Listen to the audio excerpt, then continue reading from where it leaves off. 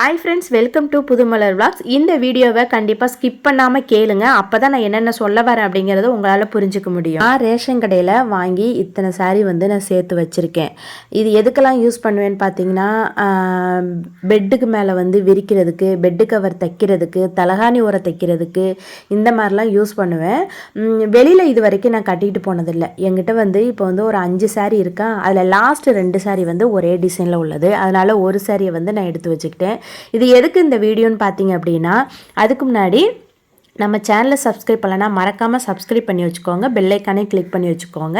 வீடியோவை ஸ்கிப் பண்ணாமல் பாருங்கள், அப்போ தான் உங்களுக்கு எல்லாமே புரியும்.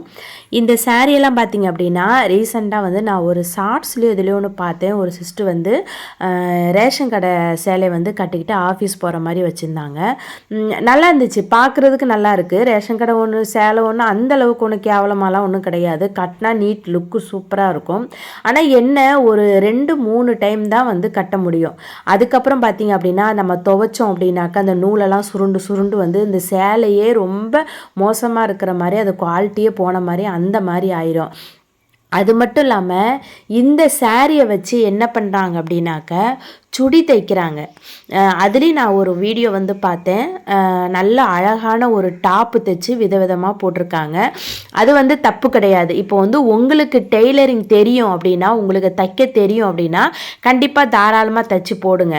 ஆனால் தைச்சி போடுறது நீங்கள் அப்படியே தைச்சி போட்டாலும் அதுவும் சேலை எப்படி நீங்கள் 3 தடவை துவைச்சா போகுமோ அதே மாதிரி தான் இந்த சாரியுமே நீங்கள் சுடிதார் தைச்சி சுடிதாரை நீங்கள் துவைச்சாலுமே ஒரு 3 டைம் தான். அதுவே சில அதிகம்னு சொல்லலாம்.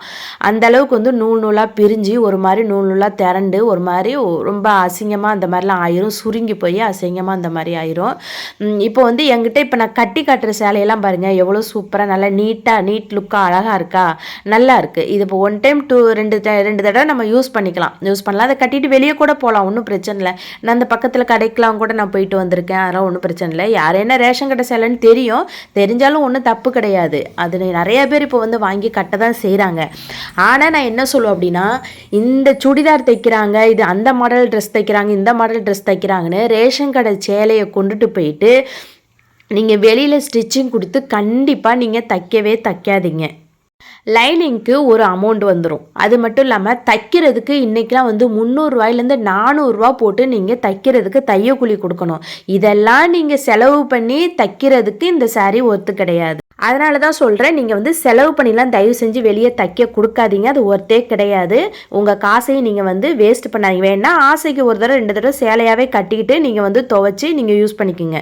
மற்றபடி இதில் சுடி அந்த மாதிரிலாம் தயவு செஞ்சு கொடுத்து உங்கள் காசை வேஸ்ட் பண்ணாதீங்க. இது உங்கள்கிட்ட ஷேர் பண்ணிக்கணும்னு நினச்சேன், அதனால தான் இந்த வீடியோக்கு வந்தேன். இந்த வீடியோ பிடிச்சினா மறக்காமல் லைக் பண்ணுங்கள், ஷேர் பண்ணுங்கள், கமெண்ட் பண்ணுங்கள், நம்ம சேனலை சப்ஸ்கிரைப் பண்ணி வச்சுக்கோங்க. இன்னொரு வீடியோவில் சந்திக்கலாம். பாய்.